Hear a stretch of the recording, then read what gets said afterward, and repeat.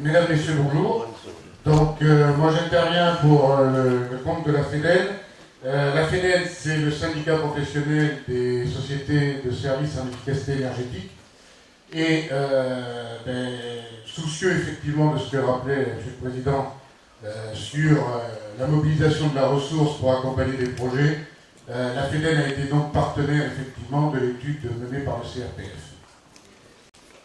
Donc la FEDEL, c'est donc un acteur majeur de l'efficacité énergétique. À l'époque du débat actuel sur la transition énergétique, c'est pas un nouveau métier, c'est un métier historique, réalisé par les acteurs de ce syndicat, qui regroupe aujourd'hui 6 syndicats professionnels. Donc,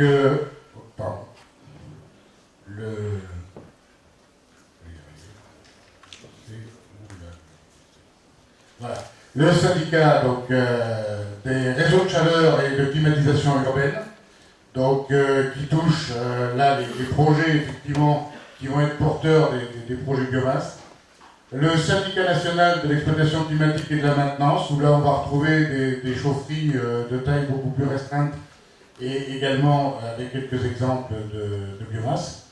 Le syndicat national du traitement de la valorisation des déchets urbains et assimilés, parce que dans les ressources énergétiques, la valorisation des déchets est également une bonne solution. Le syndicat du pilotage de la mesure et de la performance énergétique, donc ça c'est quelque chose qui s'est développé récemment avec toute l'approche domotique. Le syndicat professionnel des entreprises de multiservices immobiliers et de facility management. Et le syndicat national de la maintenance et des services en efficacité énergétique, qui regroupe notamment toute la partie chaudière individuelle. Donc l'activité, c'est en termes de chiffres clés 100 000 MW de puissance thermique totale gérée. C'est 4 000 MW de puissance électrique par cogénération. Un des soucis majeurs de la profession, c'est de chercher la performance économique et écologique. Et dans les années 90, la cogénération est apparue comme un très bon outil pour renforcer la performance énergétique. La gestion de 63% du parc des logements équipés de chauffage collectif, soit 3,1 millions de logements. C'est plus de 6 millions de chaudières individuelles. Et en matière de réseaux de chaleur, c'est 450 réseaux de chaleur. Là, c'est pareil, les réseaux de chaleur, ce n'est pas un outil nouveau. Et c'est un outil qu'on a redécouvert justement avec la sensibilité climat et qui est en train de se développer, notamment en France. C'est 36% d'énergie renouvelable de récupération dans le bouquet énergétique des chaleurs. Donc vous voyez que déjà dans notre propre activité, on est déjà largement au-delà des 33%, des 23% d'objectif. C'est 13 millions de tonnes de déchets ménagers valorisés par an. Aujourd'hui, la capacité de valorisation énergétique de nos déchets en potentiel, c'est encore l'équivalent d'une tranche nucléaire en France. C'est 20 millions de mètres carrés gérés en multiservices immobiliers. Alors, comment la FEDEL s'inscrit dans les enjeux de biomasse? Eh bien, comme le rappelait effectivement M. Lafont, le pôle énergie, c'est plus de 40% des ressources renouvelables du pays. Et c'est la première source d'énergie renouvelable qui pourra permettre d'atteindre donc effectivement l'objectif de 23%.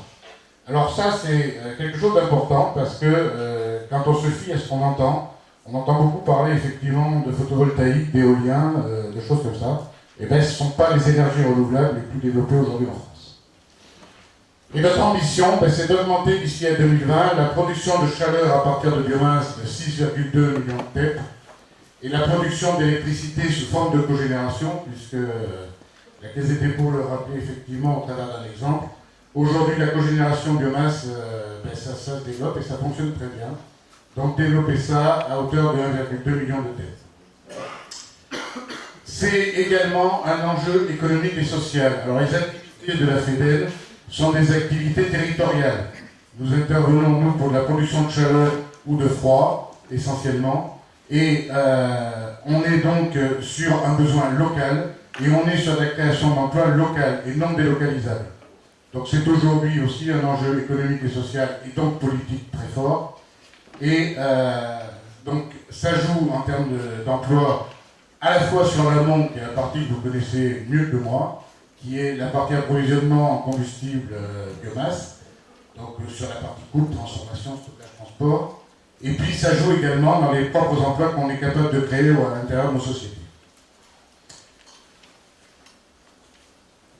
Quels sont nos sujets d'actualité autour de la biomasse? Nos sujets d'actualité autour de la biomasse, c'est d'abord effectivement de contribuer à mobiliser la ressource, et notamment ce qui nous revient à nous, c'est la difficulté d'exploiter de façon économique en raison de la parcellisation des propriétés. Alors même si ce n'est pas forcément la région Aquitaine qui est la plus concernée par ce type de sujet, et ça notamment sur la partie entretien des forêts.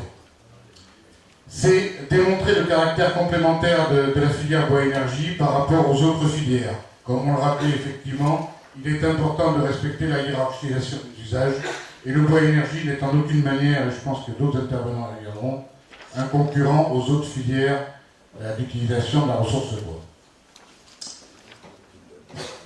C'est également des sujets, des préoccupations aujourd'hui réglementaires, parce que dans le cadre des installations de combustion, il faut effectivement veiller quand même à l'impact qu'on peut avoir au niveau de l'environnement.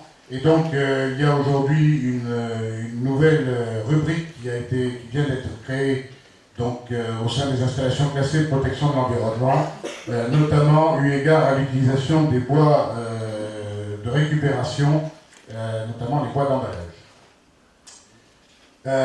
C'est donc notre préoccupation sur ce sujet-là, la sortie du statut de déchet qui devrait être appliqué donc aux bois d'emballage dits propres, notamment les palettes, les cajots, les cagettes, les choses comme ça.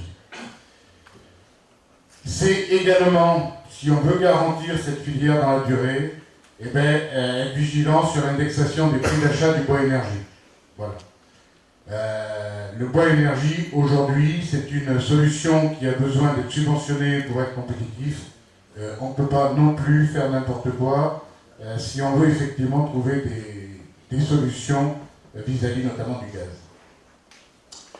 Donc c'est tous les systèmes d'aide également nos préoccupations. Donc c'est entretenir effectivement la pérennisation du dispositif, des dispositifs de l'ADEME, donc le fonds chaleur sur les chaufferies bois traditionnels et le BCIAT pour les domaines industriels, agricoles et tertiaires. Et puis, c'est une remise à plat donc, du tarif d'obligation d'achat d'électricité, effectivement avec une lecture et une visibilité dans le temps. Donc voilà les sujets de la FEDEL aujourd'hui sur l'environnement de la biomasse, et je vous remercie.